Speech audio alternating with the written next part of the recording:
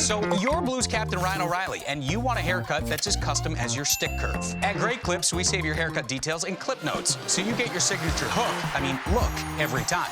We got you, and you got this. Great Clips, official hair salon of the NHL.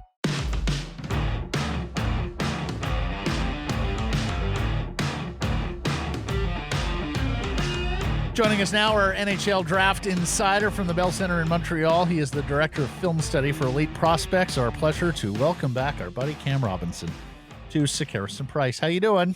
I'm doing well, boys. We're having fun. It's not such a slow march as it was last year. No, it was peppy today. If there's one thing that went according to plan today, and speedy, wasn't the Wi-Fi or the internet there, but it was certainly the selections right out of the chute. It's almost like Gary read them the riot act last night and said, guys, too long.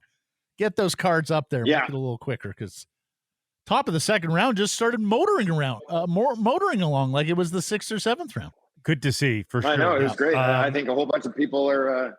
bunch of folks are looking to get on flights or hit some patios, I think. I think so, yeah. It is Montreal. That's what we all. were speculating. Yeah. This ain't Dallas or Buffalo. It's Montreal. You want to get out into Cam, the I'm day. wondering if the Canucks just talked to you. Did you draft for the Vancouver Canucks? Because I tell you, according to Elite Prospects, they made all the right picks because, and whether they were yours or the conglomerate Elite Prospects rankings, a lot of the Elite Prospects rankings, the players that the Canucks chose were graded way higher by Elite Prospects than a lot of the other outfits. So I'm going to guess you're pretty happy with the class that they got. I excuse me. I do like several of the things that they did.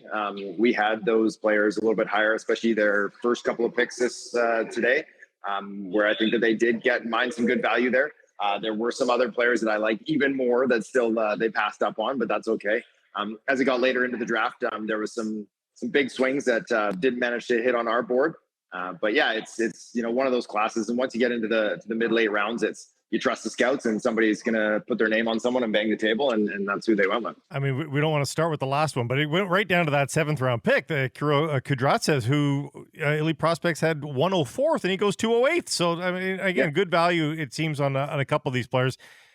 Should we start? Well, let's just run them down. Okay. Yeah. What can you tell us, Cam, about their 3rd round pick, the other Elias Pettersson, a defenseman playing over in Sweden? If you want to insert your punchline here, you can. Yes, everybody is your else opportunity. has. Yeah. Right. Oh, the other Elias Pettersson. I think it's cute that he said his favorite player was also Elias Pettersson.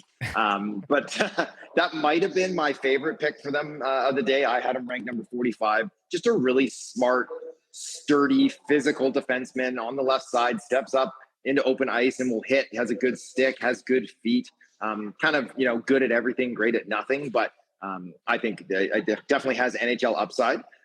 Doesn't hurt that he's got the Swedish birth certificate going on for him there too. So I definitely like that pick. I think that it fits what they need, and that is everything. And especially on the blue line. And they didn't get the right side one there, but that's okay because they still need everything pushing upwards. And he's a smart bet to one day be kind of that depth, maybe bottom pair guy. Maybe if things break right, he could be like a 5 or something. But a pretty good pick for that spot. We know you like their 4th round pick, a big centerman by the name of Daimon Gardner. Now, quite a hockey journey for this young man. Ontario born, minor hockey in Winnipeg, plays in the USHL with 2 franchises, Omaha and Tri-City, stop off at War Road High School in Minnesota, which has produced some players over the years, and now is going to play for Chilliwack in the BCHL before going on to Clarkson College in upstate New York, Willie Mitchell's alma mater. I mean, hockey nomad here, first and foremost, Cam Robinson, but give us the player profile on Gardner. Yeah, he's already racking up the air miles at a young age. You got to like that. Like you mentioned, big, powerful center. At the high school level was just like overwhelming for opponents. Like they couldn't handle him, and the size was a big part of that. Loves to get into the inside, very inside driven. Our USHL scout really, really high on this guy.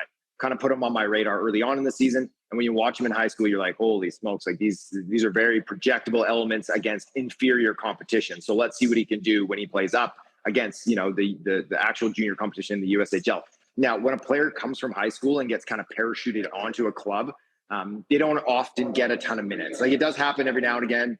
but not too often. Like Jack Pert a couple years ago did it as a defenseman, but usually they're kind of, you slide into a room and you're put in a depth role, and that's exactly what happened to him there. So he didn't get the minutes, but he still got to the inside. He still got his shot off. The points didn't really come with it, which would have been nice because that's usually a good indication of future production. But he is very much a project, like a long-term project. Going to Chilliwack, basically he's not ready to go to Clarkson. Like he's not ready for NCAA competition, which isn't great when you're 18, but it's understandable. So he'll come to Chilliwack. But basically what we're looking for now is that like he needs to be able to inflict his game at the junior A level and put up a ton of points next season to be looked at as a viable NHL prospect. And if he can do that, then great. Then he go to Clarkson and, he'll probably get some good minutes. And, but yeah, we're looking 4 or 5 years down the road for this kid to actually be pushing for an NHL sweater. Before I turn you over to Blake on the goaltender from PG, and you had Gardner ranked 52nd on your board, so terrific value to get him where they got him in the 4th. Do you know why he bounced around so much, Cam? I don't have insight into that. Like in growing up, I know he bounced around the USHL because like there was an opportunity for him. So the club they were giving him a chance. Like, hey, we'll send you over here. Maybe they'll give you more minutes when you're up. He didn't end up getting many more minutes, a little bit more, but I think he got some more kind of middle six versus bottom six. But yeah, previous to that, I think it might have just been the family moving, but I don't have the intel. Gotcha. Graybeard too, early January 2004. So he's got that as a leg up on his peers, which also adds to maybe some of that high school dominance we saw. We know they've got some later birthdays as well, including the goaltender that they get next up, and that is Ty Young, who had pretty decent numbers at the AJHL Junior A level. But then he got a 23-game stint with the Prince George Cougars, and those numbers dropped off considerably. Does that worry you at all? I mean, I saw him live once when he got in there. Tyler Brennan got hurt, and he kind of had to pick up the ball and run with it. And, he did okay down the stretch. He helped get PG into the playoffs, and then he got absolutely torched for his one playoff appearance. I'm not a goaltender expert. So I trust those who are. The fact that he's got good size, 6'3", very, very young for this crop, like just a couple of days away from being eligible for next year's draft. It has Ian Clark written all over it, right? Like he obviously sees something in this kid, one of these players that was very much under the radar because he was behind arguably the top draft eligible goaltender this year. And it's like, well, let's see what he can do. Another long-term project, I'm sure, in that. We go from him to Jackson Dorrington, 3 defensemen taken. Here's the second one. Your thoughts on this one? And yes, folks, he shoots left. Those right shots continue to be elusive for everybody in hockey. Yeah, not a lot of upside there. Kind of a defensive defenseman who doesn't put up many points, puts up some penalty minutes, doesn't play with great pace. Doesn't handle the puck very well, but he did flash a little bit of upside. I have one report on him, and it wasn't great, but I went through the list, and our good buddy Mitch Brown, there, director of North American Scouting, he had a couple decent viewings where one, he was saying that this could be a top 3 round skill level player if he can improve on his feet and his pace. That he was flashing some sort of transitional outlets and some feints and some fakes. So, I'll trust Mitch on that one. He's a smart guy. Is that, he saw some things in his game a few times that, could warrant a pick at that range. So would Kirill Kudryavtsev have more upside as the 7th round pick than Dorrington even as the 6th? Yes, I would say absolutely he would. And that's a former very, very high pick in the CHL import draft. I believe he was top 5 or 6. The shine came off, the luster came off a little bit this season where he didn't really kind of pop. But he's another one who actually has like some very good skill, but plays a little low pace again. So another low pace player. But if he can improve on that, add a little delay game to his transitional outlets and his own carrying the puck, I think that there could be a player buried in there in a 7th round pick. And obviously, whenever we're talking about a guy in the 7th, it's always going to be a long shot. Yeah, I like that pick, and I probably like the likelihood of him becoming a player than their previous 2 or 3 picks. So I think there was some nice upside of that one. Last question for me, Cam.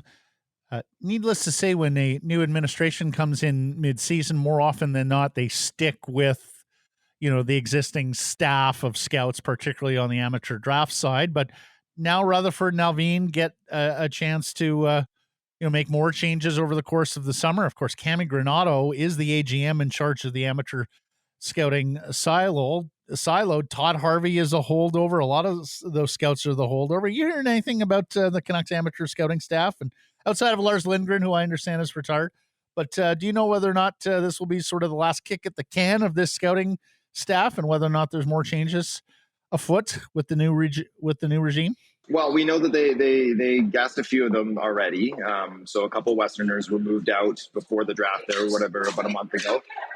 So there will be some more hires. I don't know about any more fires, but I fully expect them over. It's a busy time now. They'll go right into development camp, and then everyone wants to go to the cottage, right? So unless some hires are happening here in the next couple of weeks, I expect we don't hear anything until probably September, October, and then you might see them hire 2 or 3 new scouts as well. But I'm not sure about moving out some of the carryovers. I think those guys are probably pretty secure for now. And then maybe the next year or two, we'll see some more changes if things don't work out. Marvelous stuff, my friend. Thank you again this year for a fantastic bid here with Sekeres and Price on the amateur draft. Travel safely. Enjoy Montreal. We'll catch up soon, Cam. Yeah, I appreciate it. Thanks a lot, guys.